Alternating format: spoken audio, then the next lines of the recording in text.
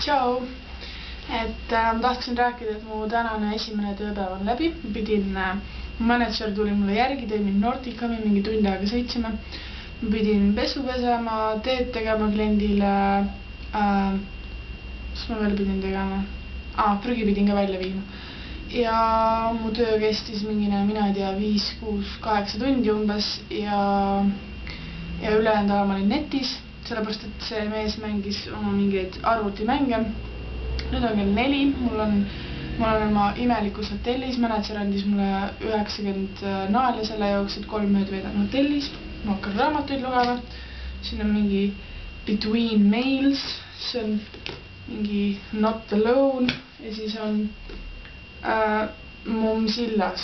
Ma olen juba mõne raamatu läbi lugenud, sellepärast et mul lihtsalt ei ole midagi eriti teha. Aga ma siis näitan natukene oma hotelli ka. Siin on siuke, see on veits kahtlane hotell, siuke hästi vanaaegne. Tõesti siuke hullult siuksed, ma ei tea, vanaaegsed värgid on siin. Näitan koridori veits.